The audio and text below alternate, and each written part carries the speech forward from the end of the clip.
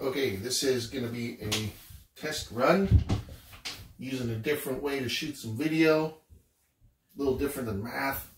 I got to check and see how the quality is on this. If it's good, I'm going to use it. If not, I'm not going to use it. I'm excited today because we get a chance to start a brand new unit. Our unit, cells and systems. So this is the unit that we would have started even if we weren't working from home. We would have started this anyway, so I'm pretty excited about it. It's my favorite unit to teach. So we're going to be looking at cells all the way up to systems. So I'll probably post some PowerPoints and things like that that'll give you the details, but I'm going to give you lessons on sort of the main ideas, the big ideas, so that you can kind of follow along. There is no assignment that goes along with today's lesson. All you need to do is take some notes and then upload the PowerPoint, take a look at the PowerPoint or the Google slide that I'm going to show you. So first of all, our topic for today is how are living things organized. So when we take a look at living things, they are organized in all sorts of different ways. And we have a way to organize them. I guess I should check to make sure that I'm visible here, hey? Hold on a second. All right, it's actually looking pretty good, so I'm just going to go with it.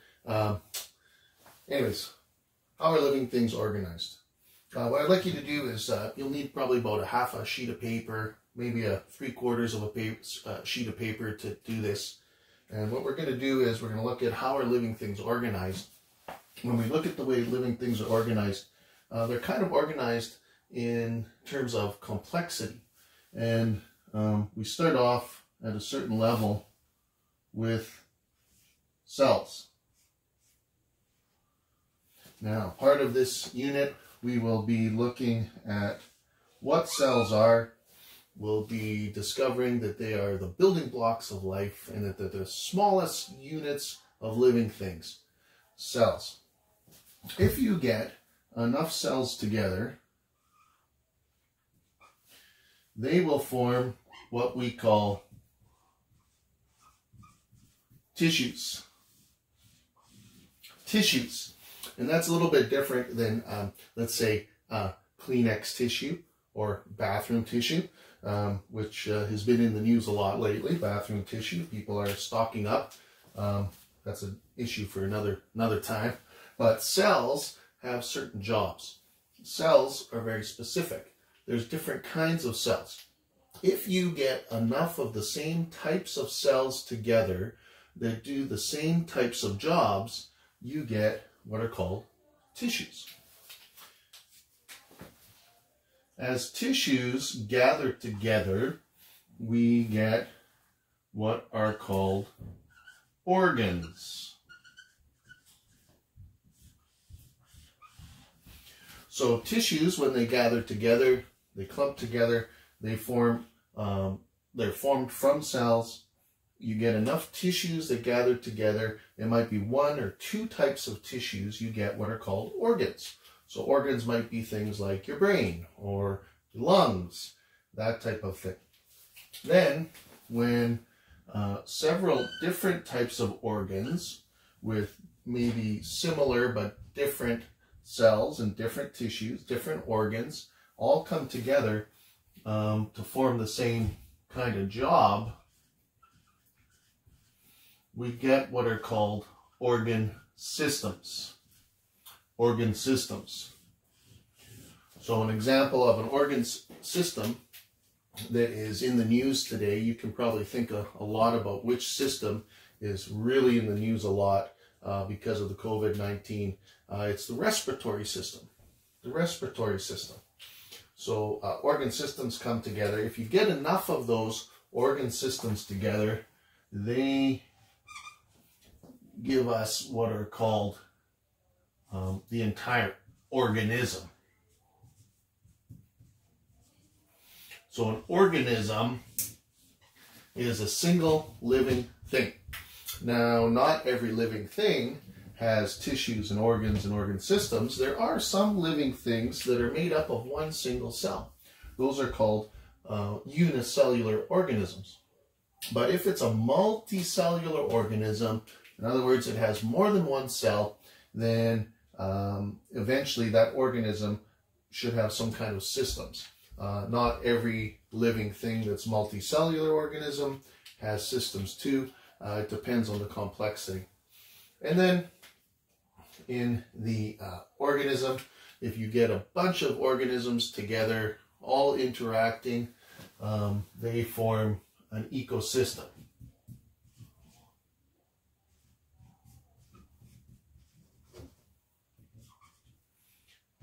An ecosystem. And an ecosystem can have living and non-living factors, biotic or abiotic cells, tissues, organs, systems, the organism, and then the entire organism. But there is one level of organization that actually comes before cells. Cells are actually made up of things called organelles. Organelles. So organelles are the parts of cells that help them to function. So every type of cell has certain organelles in them. So if you think about it, what's happening here is an increase of complexity.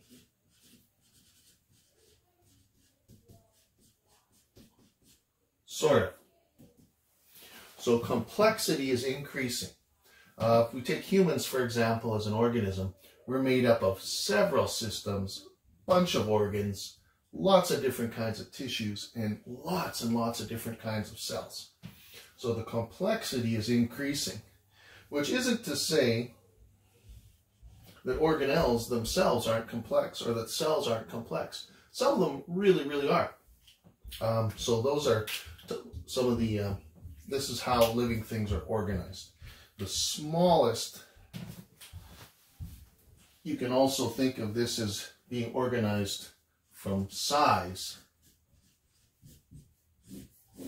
So this is the smallest level of organization, and up top with an ecosystem is the largest when you think about volume and that type of thing. Okay? That was it. Okay, so we're back. Yesterday or earlier we took a look at, actually it wasn't yesterday, it was earlier today. I'm just probably going to post these two videos on 2 different days so you can take some different notes. So today we're going to look at how living things are organized again, those different levels, but I'm going to put some examples in. So what I have here that you can do is for today, examples of how living things are organized, or the levels of organization of living things. And we kind of go from low complexity or small size up to larger size. And what I'm going to do is I'm going to use one sort of pathway. So in blue, we've got the different levels. And in red, we're going to go with a specific type. So one of the things that we're looking at for a cell, if we wanted to look at one type of cell, there's a type of cell, oh my gosh, it's terrible. Oh, look at that. A neuron. A neuron. No, not a moron, a neuron. A moron is the guy that I sat next to in grade 10 science. A neuron is a specific type of cell. And a neuron is a specific type of cell that's used to transmit chemical and electrical impulses. A neuron. If you get enough neurons together, they form, they could form different types of tissue, but they may form brain tissue. So one neuron comes together, you could get brain tissue. You also get things like spinal cord fluid. You get, or not spinal cord fluid, spinal cord nerves and things like that. So brain tissue or nerves. we studied the optic nerve. The optic nerve would have been made up of several neurons, okay, coming together in a bundle. If you get enough of those tissues together, they develop into a brain, which is a very complex, very important organ for most multicellular creatures that have them. No brain, no pain. No brain, no gain. You gotta have a brain or you go insane. Then you have a system. So the brain is not the only organ that makes up this system, but the system that it belongs to is called our nervous system.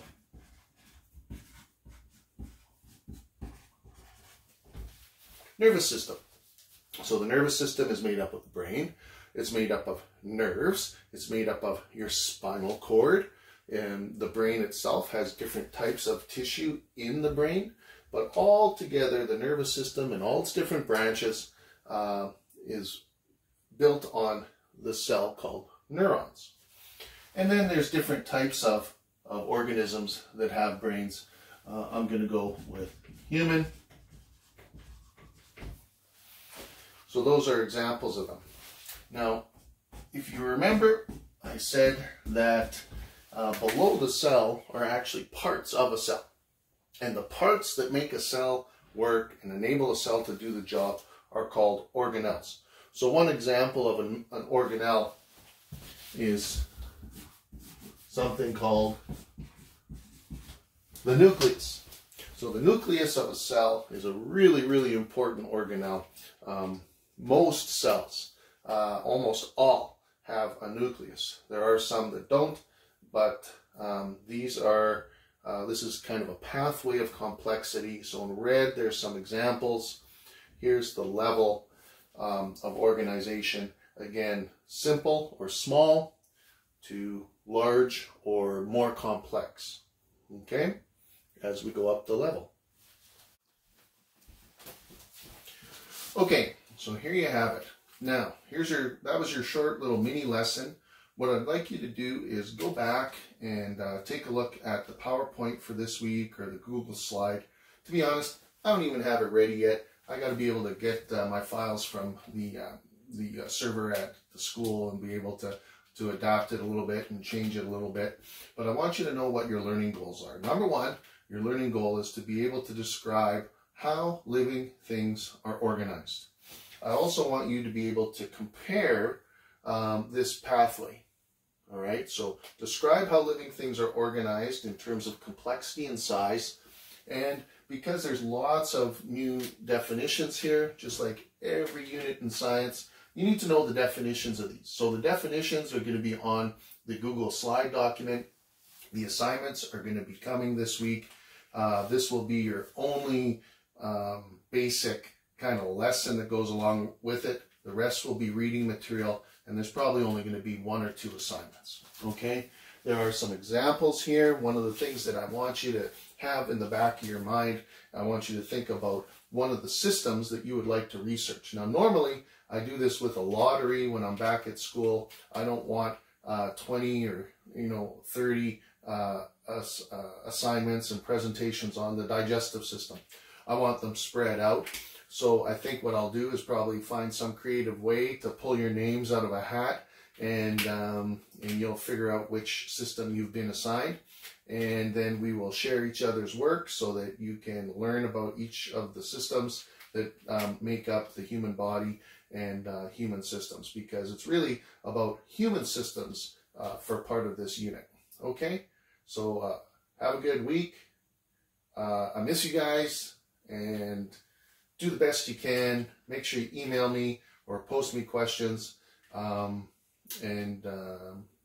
Next time you come into my classroom, you're going to see the command center is pushed off to the back. All those computers are going to be gone, and I think you'll really like it. Okay, have a good week learning about cells and systems.